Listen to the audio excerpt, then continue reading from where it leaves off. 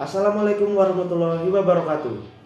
Perkenalkan, saya Arif Laksono, peserta Latsar CPNS Kementerian Perhubungan tahun 2025, gelombang 11, angkatan 73, kelompok 1. Saya mendapatkan tugas individu secara asinkronus dari Bapak Insinyur Imran Rashid MDA, mata pelatihan, wawasan kebangsaan dan nilai-nilai bela negara.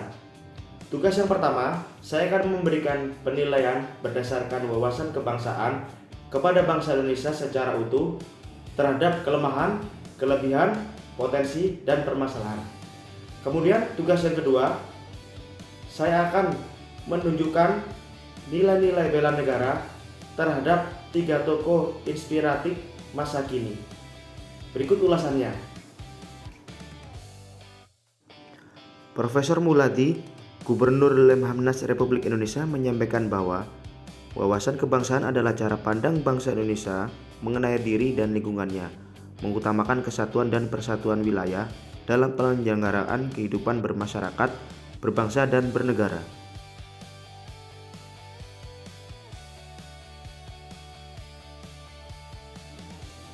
Kelebihan bangsa Indonesia. 1. Keragaman budaya dan suku bangsa. Indonesia memiliki lebih dari 1.300 kelompok etnis. Indonesia kaya akan bahasa, adat, seni, dan tradisi. Hal ini memperkaya identitas nasional yang dirangkum dalam semboyan Bhinneka Tunggal Ika. Yang kedua, kekayaan sumber daya alam. Posisi geografis Indonesia yang strategis di kawasan tropis dan jalur perdagangan dunia menjadikan negeri ini sebagai salah satu negara dengan kekayaan alam terbesar di dunia, baik laut, hutan, maupun mineral. Yang ketiga, karakter gotong royong dan solidaritas. Nilai kebersamaan yang terwujud dalam gotong royong, musyawarah, kekeluargaan, mencerminkan kekuatan sosial budaya yang mampu menjaga kohesi bangsa. Kemudian yang keempat, landasan ideologi Pancasila. Pancasila menjadi pandangan hidup yang menyatukan perbedaan dan memberi arah moral dalam kehidupan berbangsa dan bernegara. Kekurangan bangsa Indonesia. 1. Kualitas SDM yang belum merata.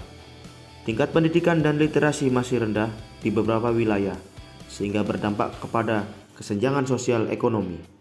Yang kedua, disiplin dan etos kerja.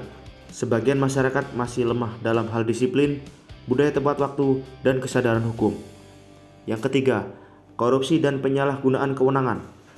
Praktik korupsi yang masih marak di berbagai sektor menjadi penghambat besar bagi pembangunan nasional, merugikan negara dari segi material dan moral bangsa. Yang keempat, kesenjangan pembangunan. Wilayah-wilayah di luar Jawa sering tertinggal dalam akses infrastruktur, pendidikan, kesehatan dibandingkan dengan wilayah-wilayah yang di pusat. Potensi bangsa Indonesia. 1. Demografi penduduk usia muda. Indonesia memiliki jumlah penduduk usia produktif yang sangat besar yang dapat menjadi kekuatan ekonomi dan inovasi jika dikelola dengan baik. Yang kedua, posisi geopolitik. Indonesia terletak di antara 2 benua dan 2 samudra, menjadikan jalur strategis perdagangan internasional sekaligus titik pandang dalam keamanan global. Yang ketiga, budaya dan pariwisata. Warisan budaya, keragaman tradisi, dan keindahan alam yang mendunia adalah aset besar dalam memperkuat identitas nasional dan daya tarik global. Yang keempat, sumber energi terbarukan. Indonesia memiliki potensi energi surya, angin, panas bumi, air yang dapat menjadi kekuatan dalam era transisi energi dunia. Permasalahan bangsa Indonesia. 1. Radikalisme dan intoleransi. Ancaman terhadap persatuan bangsa muncul dari ideologi yang tidak sejalan dengan Pancasila. Yang kedua, pemberantasan korupsi. Selama ini, pemberantasan korupsi tidak memberikan efek jera terhadap koruptor maupun kesadaran terhadap pejabat untuk tidak melakukan korupsi. Maka perlu adanya peninjauan kembali terhadap Undang-Undang Pemberantasan Korupsi. Yang ketiga, degradasi lingkungan. Eksploitasi berlebihan terhadap sumber daya alam menyebabkan kerusakan lingkungan, bencana, dan krisis iklim. Yang keempat, pengaruh globalisasi. Arus budaya asing dan perkembangan teknologi yang tidak disaring dapat melemahkan identitas nasional dan menimbulkan disorientasi generasi muda. Kesimpulan, wawasan kebangsaan berfungsi sebagai kompas moral dan ideologis dalam menilai bangsa Indonesia secara menyeluruh. Ia menuntun masyarakat untuk bangga atas kelebihan yang dimiliki, menyadari kekurangan yang harus diperbaiki, menggali potensi untuk dikembangkan, serta menghadapi permasalahan dengan semangat persatuan dan gotong royong. Dengan wawasan kebangsaan yang kokoh, Indonesia dapat menjaga keutuhan NKRI sekaligus membangun bangsa yang lebih berdaulat, adil, sejahtera di tengah tantangan global. 3 tokoh inspiratif bela negara. 1. Bapak Prabowo Subianto. Nilai-nilai bela negara yang ditunjukkan oleh beliau adalah 1. Cinta tanah air. Sejak menjadi prajurit TNI hingga menjabat sebagai presiden, Bapak Prabowo menunjukkan loyalitas terhadap bangsa Indonesia dengan mengabdikan diri kepada bangsa Indonesia. Kedua, kesadaran berbangsa dan bernegara.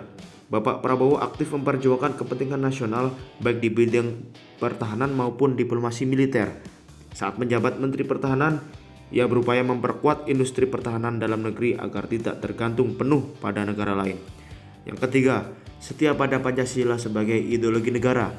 Ia menegaskan bahwa Pancasila adalah dasar negara yang final dan tidak boleh diganggu-gugat. 4. Rela berkorban untuk bangsa dan negara. Saat sebagai prajurit TNI aktif, beliau terlibat dalam berbagai operasi militer menjaga keutuhan NKRI. Saat sebagai presiden, ia rela mendedikasikan waktu, tenaga, pemikiran untuk memperkuat pertahanan negara. Kemudian yang kelima, kemampuan awal bela negara.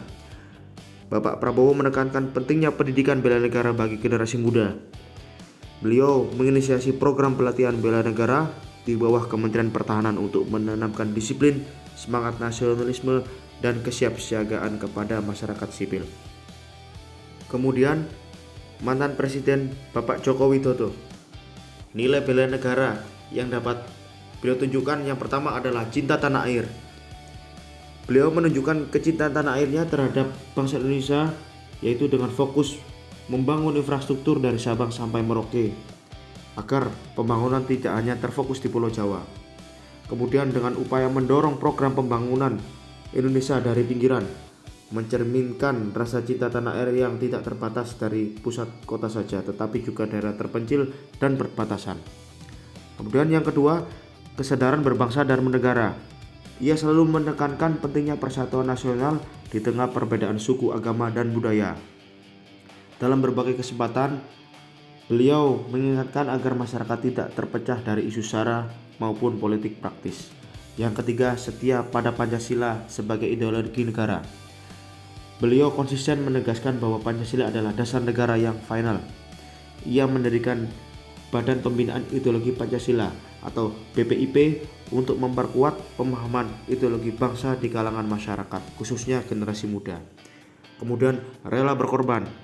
Selama menjabat sebagai presiden, ia mendedikasikan waktu, tenaga pikirannya untuk bangsa dan negara. Kemudian yang kelima, memiliki kemampuan awal bela negara.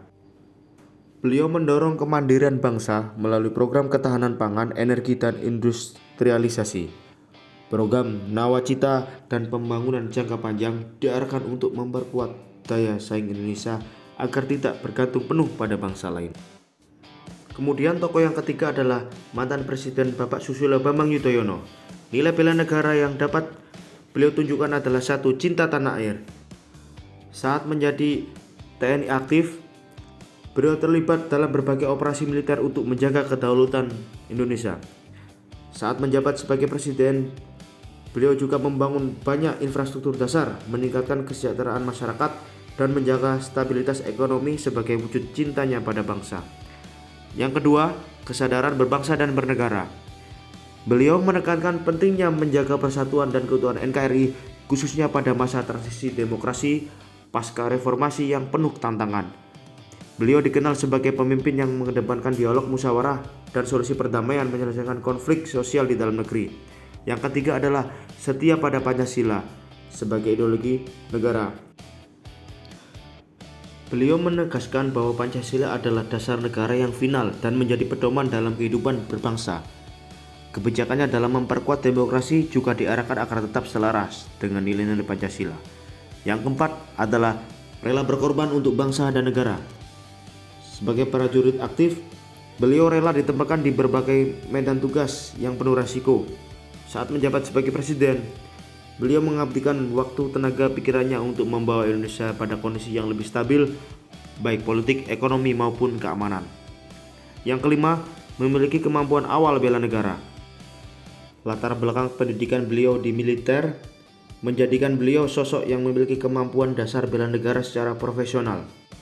Selama menjabat sebagai presiden, beliau memperkuat pertahanan nasional dan mendorong partisipasi Indonesia dalam misi perdamaian dunia di bawah PBB. Demikian tugas individu asinkronus tentang wawasan kebangsaan dan nilai-nilai bela negara.